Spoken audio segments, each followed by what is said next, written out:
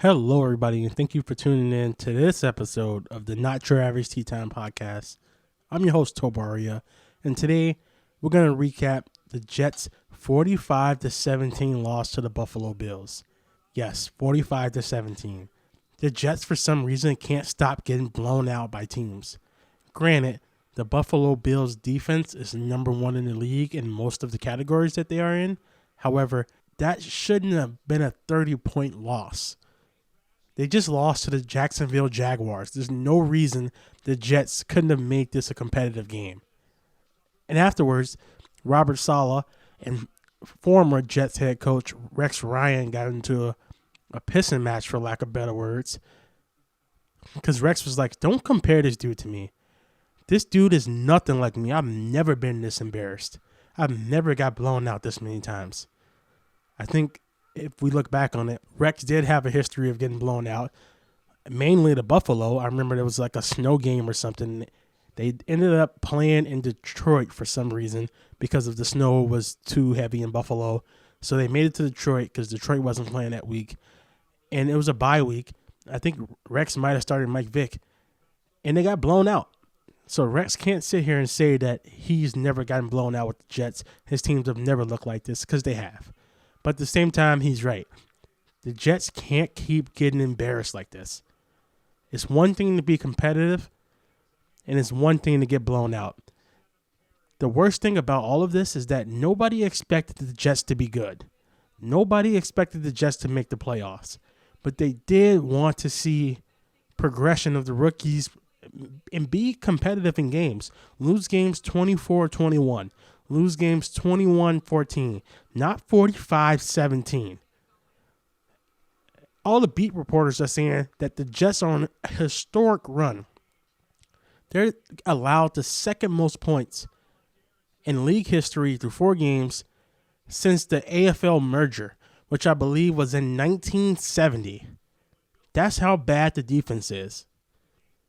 And CJ Mosley said that the players have had a players-only meeting on a day off to try to fix the defense. They need to do something because they're out here getting embarrassed. You got people who are in the media talking heads saying that the Jets are coming out there playing with no heart, and it's hard to argue with them. Mike White was terrible that game. I said that I had to apologize to Mike White because I called him Luke Falk, and he wasn't Luke Falk. And for a while he wasn't. I'm not going to be a prisoner of the moment here, but he had a terrible game. 24-44, 250 yards, and 4 interceptions. And Buffalo dropped 3 or 4 of those interceptions. And we got to talk about the offensive line the Jets have here, because every game Mike White has played in, he's got knocked out. That's crazy. He's never started a full game, and he's always been hurt to some extent. And we're wondering why they're not going to put Zach Wilson back in there. You can see why they're not putting Zach Wilson back in there. He got hurt behind this offensive line because Greg Van Roten keeps getting beat like a drum. He has a PCL injury, so they're going to sit him this week and go with Joe Flacco, but we'll talk about that later. Mike White comes into the game against Cincinnati. He gets hurt. Josh Johnson has to come in for a bit, throws a touchdown. But Mike White comes back, but he literally got knocked out of every game that he's played in, including this Buffalo Bills one. Now, he got knocked out of this game, and Joe Flacco comes in and goes 3 for 3 for 47 yards and a touchdown to one of this podcast's favorite wide receivers, Elijah Moore. Elijah Moore touchdown alert. Better watch out. But it's really becoming alarming that this offensive line can't protect their quarterbacks. Zach Wilson got hurt. Mike White gets hurt every week he's been in there. Now they're going to put Joe Flacco back there, somebody who's not as mobile as Zach Wilson, Mike White, or Josh Johnson. It just spells a recipe for disaster. And I think that Miami defense, if they play anything like they did last Thursday against Lamar Jackson, who is a mobile quarterback, they're going to feast off of the Jets when it comes to sacks. I hope I'm wrong. I'm still going to be watching because there's still development that needs to happen, right? Ty Johnson, another person who I have to apologize to because he did not look well in pass protection and on third down. He showed up. He played better. but he's going to have to step up. I'm looking to continue to see development from him. I'm looking to continue to see development from Elijah Moore.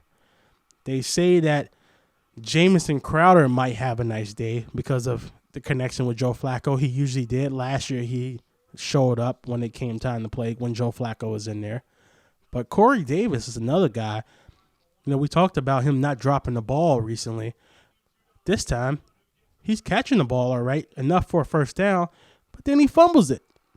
That's not wide receiver one money. That's not what a wide receiver one does. Corey Davis got to hold on to the ball.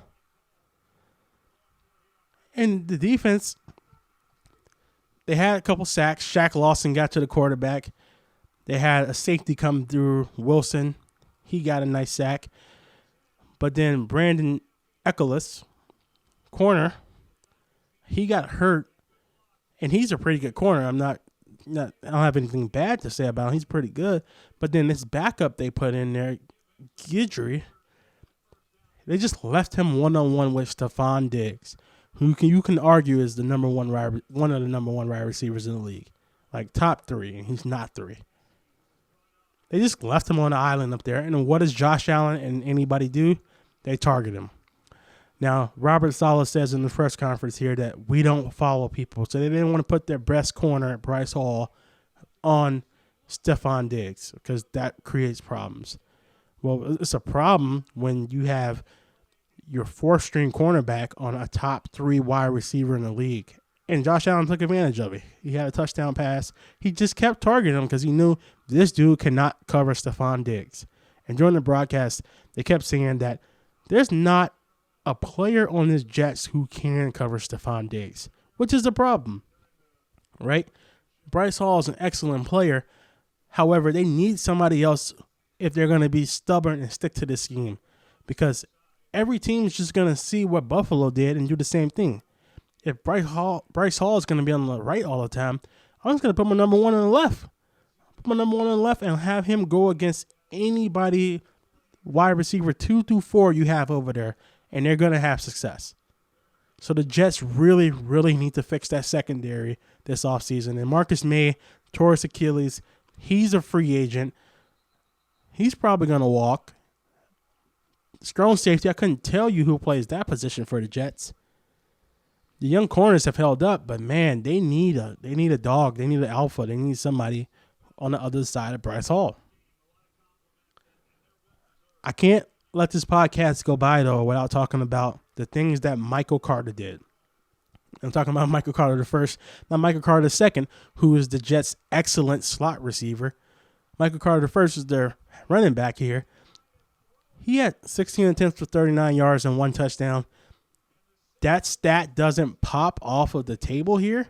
However, when you watch him play, he plays hard. He plays through the whistle. He plays through contact. He's so hard to bring down. And you see that effort from all of the Jets rookies, whether it's Michael Carter, Elijah Vera Tucker, Elijah Moore. Like, all of those guys, they don't care what the score is. They were playing hard when it was 45-10. They were still out there playing for respect. And you love to see that because those guys need to continue to develop. If they don't, then this whole trash season this year would have been for nothing. We're going to take a quick break. All right, we're back. So a line I love to say is, we're on to the next team, right? So we're on to Miami now. Zach Wilson was supposed to be back for this game. However, he is not going to be back. He still is working from that PCL injury, apparently. And everybody's saying that this is kind of suspicious because it was supposed to be a 4-week injury. And all week they said how Zach Wilson's doing so much. He's been a full participant. He's been a scout team quarterback.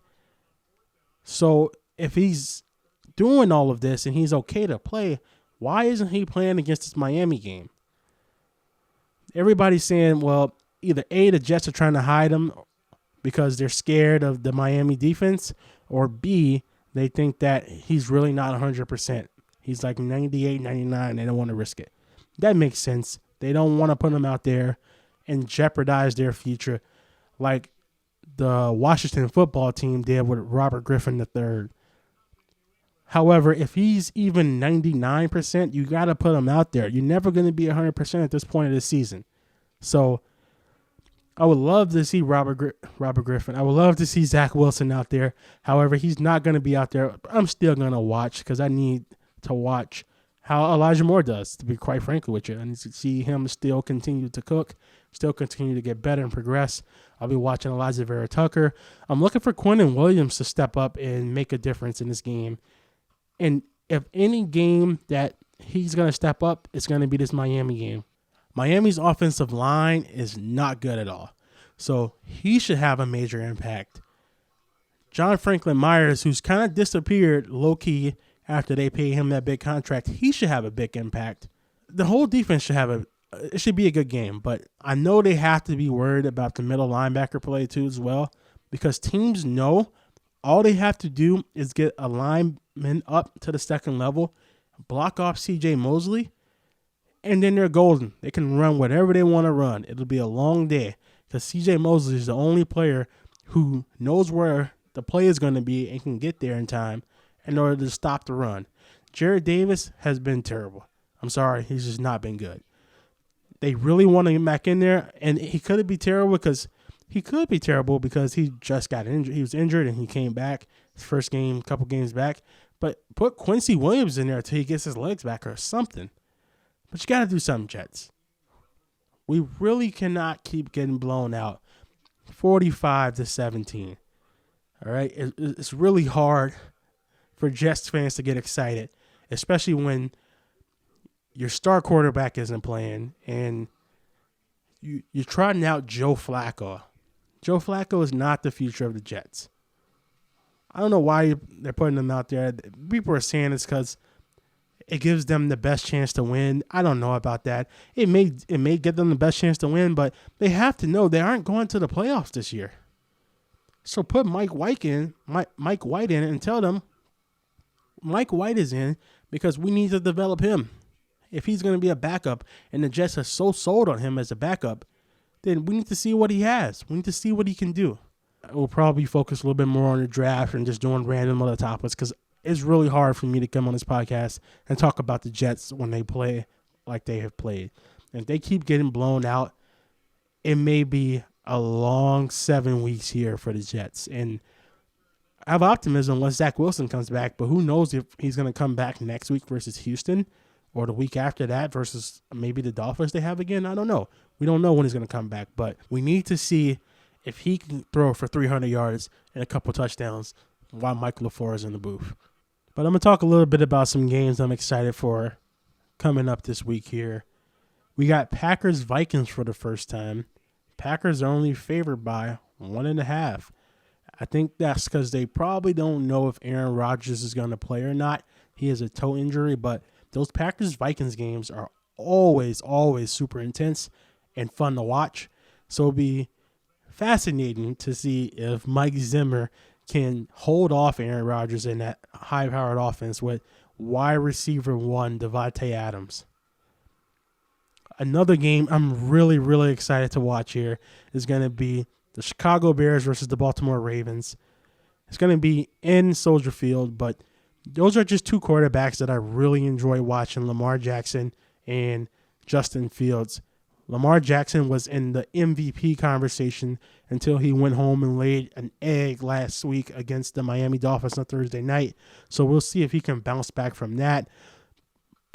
We're going to also see if Justin Fields can continue to build upon the impressive performances that he has put out. He seems to start off slow, but if you listen to all of the interviews that Matt Nagy and all of other players have said about Justin Fields, they knew that if they just give him the ball, they have a chance to win. They always said, like, as long as we can get him the ball back, he has a killer mentality, and he can really show up and perform when the lights are bright. Another intriguing game to watch is going to be Washington versus the Panthers here. Ron Rivera is coming home to face Cam Newton and the Carolina Panthers.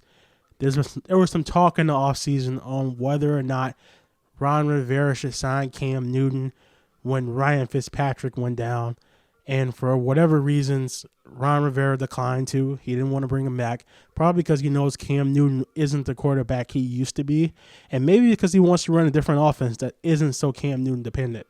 However, Cam Newton proclaimed last week that he's back, so we'll see if he really is back. They're preparing him this week for him to be the starter, so it's really going to be fascinating to watch that matchup to see who comes out on top. In the late window, we have Cardinals at Seahawks. That one's only going to be good if Kyler Murray is back. Russell Wilson also needs to have a bounce-back game. He hurt his finger in that last game versus the Packers. He was just off. You can tell he hadn't practiced in a week. Him and Aaron Rodgers, they both are off for that reason. Cowboys-Chiefs is going to be a good game. Steelers-Chargers, not the most exciting matchup, the way Ben Roethlisberger's playing on Sunday Night Football here, but Justin Herbert and that young offense for the Chargers will always be a must-watch. Then we'll close out the week with Giants at Buccaneers. Now, Mike Florio, my boy, has always been saying how Joe Judge knows about Tom Brady, so it'll be interesting to see if Joe Judge and that defense can get after Tom. But the Buccaneers are favored by 11, and it's in Tampa Bay. I'm not seeing the Giants upsetting the Buccaneers on that one, but I've been wrong before. I'm going to close out the podcast with my prediction for the Jets-Dolphins game. Nobody really wants to watch it. The Dolphins aren't very good. The Jets aren't very exciting, and they're not good either. However, it would have been more fun to watch if Zach Wilson was behind the center there. I'm going to say the Dolphins win 17-10. So take the under. The under is 44.5. Dolphins are favored by 3, even though the Jets are playing at home. I hope I'm wrong. I'm hoping something exciting happens. And by exciting, I mean Elijah Vera-Tucker is able to keep Joe Flacco upright, because we know Greg Van Roten won't and Connor McGovern won't. I'm hoping that he gets to find Elijah Moore for a touchdown or two. And maybe Elijah Moore gets 70 yards in the tutty. But that's just my prediction. I think they lose 17-10. And after that, I will be saying we are on to the Texans. Thank you for listening to your favorite NFL podcast, everybody. I'm your host, Tabaria. I'll talk to you next week.